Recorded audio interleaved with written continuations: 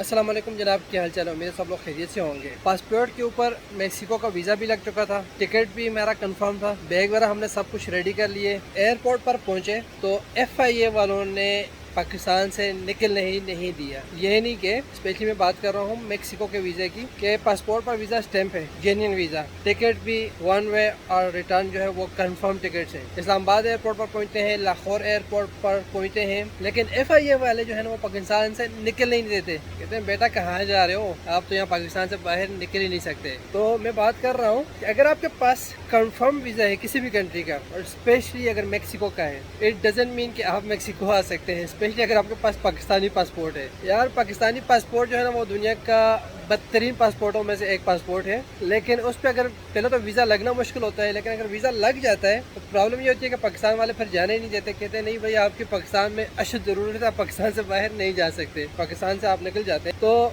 पाकिस्तानियों के लिए मेक्सिको आने के लिए तकरीबन एक ही रूट है, ठीक है। जो हम डायरेक्ट फ़्लाइट की बात करते हैं वो है तुर्किश एयरलाइन, जो कि पाकिस्तान से तुर्की जाती है और तुर्की से जो है वो मेक्सिको आती है, यानी कि इसमें आपको ट्रांजिट वीज़ा लेने की ज़रूरत नहीं होती। तो लिहाजा जितने भी पाकिस्तानी हैं जब उनका मेक्सिको का वीज़ा लगता है तो वो तुर्किश एयरलाइन से ट्रेवल करते हैं।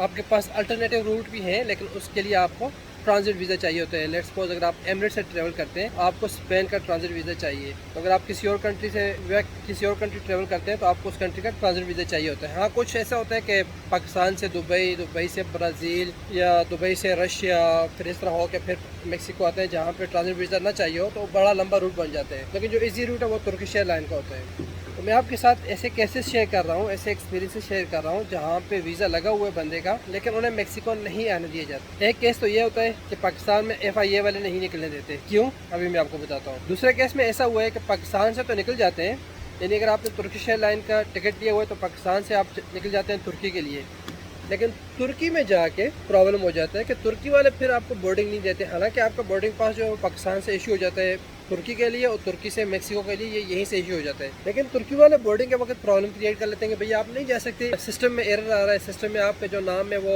उस पर रेड अलर्ट है। तो काफ़ी सारे इशू हो जाते हैं। क्यों होते हैं, ठीक है। अभी यहाँ सबसे पहले बात करते हैं पाकिस्तान की, कि पाकिस्तान में अगर आपका देखें, पहली चीज़ ये है कि अगर आपका वीज़ा लगा हुआ किसी भी कंट्री का, वो वीज़ा आपका गारंटीड नहीं होता कि आप उस कंट्री में जाएंगे।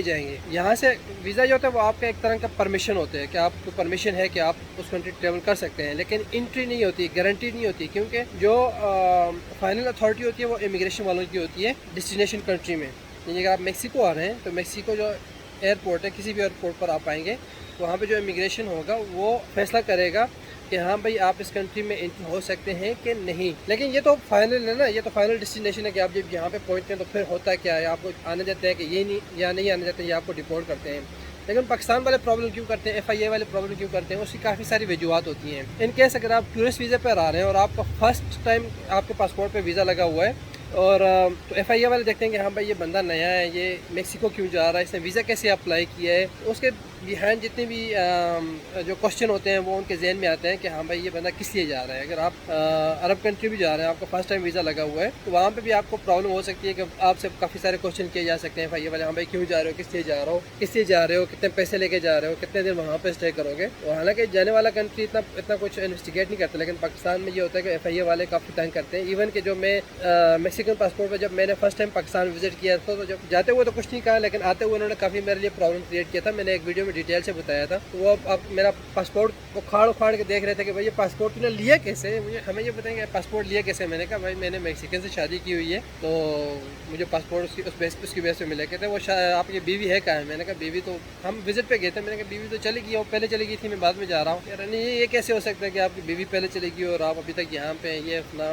तो काफ़ी उन्होंने ट्रबल क्रिएट की थी। तो इस तरह करते हैं। तो FIA वालों का काम ये होता है कि भाई वो इन्वेस्टिगेट करें कि हाँ एवरीथिंग ओके, जेन्युइन है, आपका वीज़ा जेन्युइन है, आपका टिकट जो है वो कंफर्म्ड है। मैं इसलिए बता रहा हूँ कि काफ़ी सारे लड़के जो हैं वो अपनी स्टोरी शेयर करते हैं, अपना एक्सपीरियंस शेयर करते हैं कि उन्हें FIA वालों ने निकल नहीं दिया। उनका वीज़ा स्टैंप हुआ था Mexican passport, Pakistani passport, Mexican visa उनका स्टैम्प था, लेकिन उन्होंने निकलने नहीं दिया। तो ये FIA वाले इस तरह प्रॉब्लम क्रिएट करते हैं। अगर आप वहाँ से निकल जाते हैं, एयरपोर्ट से निकल जाते हैं पाकिस्तान से, तुर्किश एयरलाइन से अगर आप जा रहे हैं, तो तुर्की में प्रॉब्लम क्रिएट होता है कि तुर्की वाला जो है वो आपको बोर्डिंग नहीं करने देते।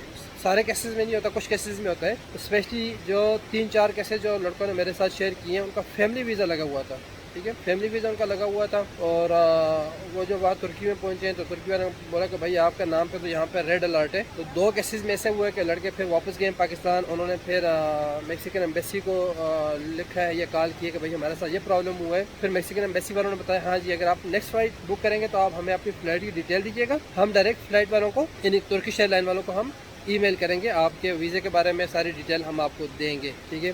तो होता यह है कि जो जितने भी एयरपोर्ट्स होते हैं उनका जो इमिग्रेशन सिस्टम होता है, जो कंप्यूटर सिस्टम होते हैं उनमें वो मतलब कनेक्टेड होते हैं, उनके आपस में डेटा होता है। उनको पता होता है कि जो आप जिस कंट्री जा रहे हैं वहाँ पे ऑलरेडी आप पहले गए हुए हैं या आपका वीज़ा रिजेक्ट हुआ है, तो वो सारी डिटेल उनके पास होती है। जहाँ तक मुझे लगता है वो प्रॉब्लम ये होता है कि हमारे जो पाकिस्तान में ना सर नेम जो होते हैं ना, फैमिली नेम जो होते हैं वो बहुत कॉमन होते हैं। मतलब खान, मोहम्मद, अली जो सर नेम होते हैं, मतलब मोहम्मद अली जो है, अली जो है वो बहुत कॉमन होता है। तो मैक्सिको में ये यहाँ पे जो कंट्रीज होते हैं उनमें सरनेम को मतलब बहुत इंपॉर्टेंस दी जाती है कि आपके सरनेम जो होते हो वो सिस्टम में मौजूद होते हैं। तो अगर आपका सरनेम किसी दूसरे के सरनेम के साथ मैच कर रहा है तो जो यहाँ पे मतलब रिपोर्टेड है, जो मैक्सिको आया यहाँ से डिपोर्ट हुआ है या मैक्सिको आया यहाँ से मतलब वो यूएसए चला गया, उसकी यहाँ पे कोई इन्फॉर्मेशन नहीं है, गायब हो चुका है, वो मिसिंग पर्सन में है। तो इस तरह के प्रॉब्लम फिर क्रिएट होते हैं कि भाई आपका जो सरनेम है वो उसमें सिस्टम में शो हो रहा था कि भाई ये बंदा जो है ना इसमें रेड अलर्ट है या कुछ इस तरह की कैटेगरीज होते हैं कि वो बैन होते हैं, फिर ट्रैवल नहीं कर सकता। तो फिर मैक्सिकन एम्बेसी वाले जो है वो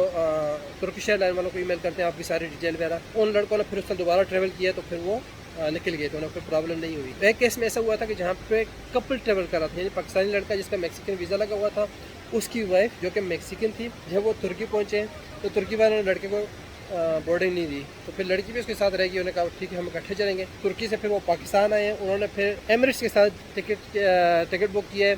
फिर एमिरेट्स से वो ट्रैवल कर रहे थे, पाकिस्तान से दुबई पहुँचे। दुबई वालों ने फिर उसको बोर्डिंग नहीं दी। उन्होंने कहा नहीं भाई आप जो एमिरेट्स है वो स्पेन से होकर जाती है तो आपको स्पेन का ट्रांजिट वीज़ा चाहिए होता है। उन्हें नहीं पता था इस चीज़ का, ना ही एयरलाइन वालों ने बताया यहाँ पे। तो उनका 2 टिकट ज़ाया हो गए। तो अभी रिसेंटली एक केस हुआ था जहाँ पे लड़के का फैमिली वीज़ा लगा हुआ था। जब वो तुर्की पहुँचा तो तुर्की वालों ने बताया नहीं भैया आपका यहाँ पे सिस्टम में रेड अलर्ट है, क्योंकि तुर्की का एरोप्लेन जो है वो अमेरिकन स्पेस यूज़ करते हैं। अमेरिकन जो अमेरिका से ऊपर होके जाता है, कनाडा या अमेरिका से ऊपर होके जाते हैं। उन्होंने कहा अमेरिका वालों ने आपके नाम पे ऊपर रेड अलर्ट इशू किया हुआ है तो आप ट्रेवल नहीं कर सकते। तो वो लड़का बता रहा था कि उसने तकरीबन, क्योंकि पाकिस्तान से तो वो निकल जाते हैं, ठीक है, पाकिस्तान से उन्हें दोनों बोर्डिंग पास इशू होते हैं, तो वो तुर्की पहुंच के सिर्फ वेट करते हैं कि जब नेक्स्ट बोर्डिंग स्टार्ट होती है। नेक्स्ट बोर्डिंग स्टार्ट होती है तकरीबन 40-45 मिनट पहले स्टार्ट होती है। तो वो कह रहा है जब बोर्डिंग स्टार्ट हुई, मैं जब वहाँ पे गया बोर्डिंग के लिए, तो उस वक्त ये प्रॉब्लम क्रिएट की। उन्होंने कहा आज सिस्टम में ये प्रॉब्लम आ रहा है, आपके नाम पे रेड अलर्ट है। तो उन्होंने फिर कहा कि एयरलाइन वालों ने काफ़ी कॉल्स वगैरह किए हैं, मैक्सिको भी किए हैं, यूएसए भी किए हैं। उन्होंने कहा आपका जो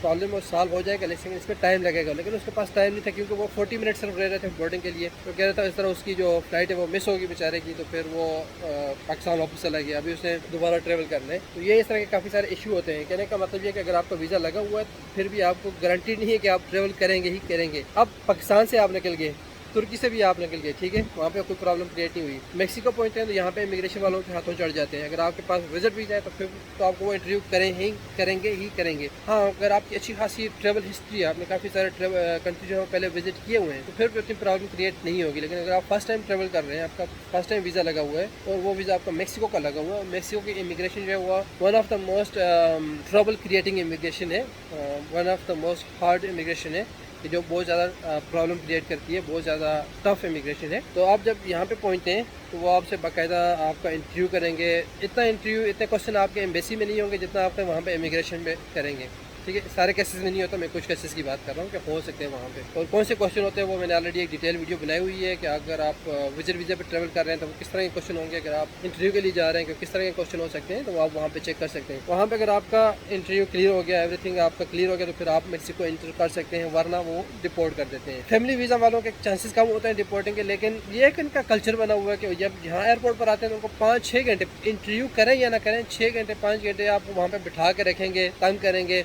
आपके बाहर आपकी वाइफ जो आपकी फैमिली है वो वेट करती रहेगी। उन्हें पता ही नहीं बंदा डिपोर्ट हो चुके हैं, ये आएगा कि ये नहीं आएगा। 6 घंटे एक बंदा बाहर वेट करता रहे। इमेजिन करेंगे कितना लंबा वेट होता है। इतनी सारी फ्लाइट्स आ रही हैं, लोग बाहर निकल रहे हैं, लेकिन जो है हमारा बंदा बाहर निकल ही नहीं रहा। तो बड़ा अजीब से यहाँ पे सिचुएशन होती है। कुछ केसेस ऐसे भी होते हैं कि पूछते कुछ नहीं, हाँ जी किस लिए आए जी, हम फैमिली वीज़ा है जी, इस टाइम किया जाने दिया। इवन लड़का और लड़की यानी पाकिस्तानी लड़का जिसका मैक्सिकन वीज़ा लगा हुआ है, साथ अपनी वाइफ के ठीक है, जो उसकी वाइफ है, मेरी सर्टिफिकेट उनके पास है, शादी करके मेक्सिको आ रहे हैं। एयरपोर्ट के ऊपर जब पहुंचते हैं तो वाइफ को तो बोलते हैं ठीक है, अगर आपने जाना है तो आप तो जाएं, लेकिन आपका जो हस्बैंड है वो भी यहाँ पे रहेगा, उसका इंटरव्यू होगा, फिर उसको हम जाने देंगे। तो ऐसे केस में अगर वाइफ के साथ भी आप ट्रैवल करते हैं फिर भी वहाँ पे आपका इंटरव्यू हो जाता है एयरपोर्ट पे। और कुछ केस ऐसा होता है कि आप अकेले आ रहे होते हैं और इंटरव्यू नहीं होता, आपको निकलने देते हैं, किस्मत की बात होती है। लेकिन मोस्टली केसेस में ये होता है कि वो तंग करते हैं, आपको 5-6 घंटे बैठा के रखते हैं ज़्यादातर केसेस। लेकिन इतने लकी लड़के भी हैं जिन्होंने अकेले ट्रैवल किया और आराम से कोई क्वेश्चन नहीं हुआ, या 1-2 क्वेश्चन में उन्होंने आराम से निकलने दिया, इंटरव्यू होने दिए। तो ये चीज़ होती है कि आप किसी भी कंट्री अगर आप ट्रैवल कर रहे होते हैं तो वो जो उस कंट्री डेस्टिनेशन कंट्री का जो इमिग्रेशन होता है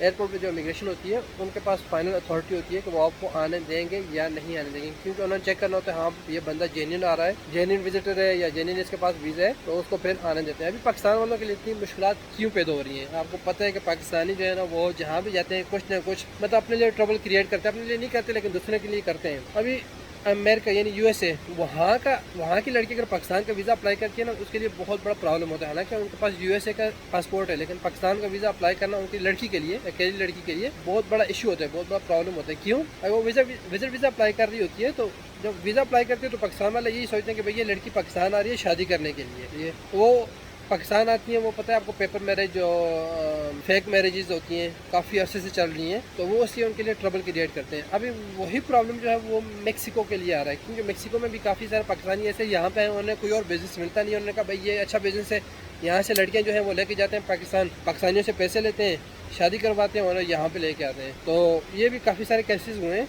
जहाँ पे काफ़ी प्रॉब्लम क्रिएट्स हुए हैं, लड़कियों ने काफ़ी प्रॉब्लम क्रिएट्स किया है। इवन कि एम्बेसी वालों को भी पता चल चुका है अभी। और इन फ्यूचर आप देखेंगे अगर पाकिस्तान में विजिट वीज़ा में भी काफ़ी सख्ती हो जाएगी पाकिस्तानियों के लिए, और फैमिली वीज़ा वालों के लिए भी काफ़ी सख्ती होगी, क्योंकि पहले मेक्सिको ने वर्क वीज़ा जो है वो बहुत सख्त की है पाकिस्तानियों के। पहले वर्क वीज़ा बहुत ईजी था, मेरे पास बिज़नेस है, मैं यहाँ इमिग्रेशन में जाता हूँ, मैं कहता हूँ मुझे पाकिस्तान से बनना चाहिए, तो वो उसी वक्त आपको नॉट लेटर या वीज़ा लेटर इशू कर देते हैं।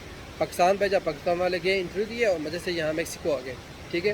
लेकिन अभी इन्होंने बहुत सख्त कर दिया, ठीक है, वर्क वीज़ा का इशू करते ही नहीं है, बहुत कम इशू करते हैं। तो यही जो प्रॉब्लम है ये अभी फैमिली वीज़ा के लिए आ रहा है, और इसमें मैं नेक्स्ट वीडियो बनाऊंगा कि क्या प्रॉब्लम है और किस तरह क्यों प्रॉब्लम क्रिएट हो रहा है। होपफुली ये वीडियो आपके लिए इन्फॉर्मेटिव होगी। अगर पसंद आई है तो लाइक और शेयर जरूर कीजिएगा। इंशाल्लाह मिलते हैं जल्द नेक्स्ट वीडियो में, तब तक के लिए अल्लाह हाफिज़।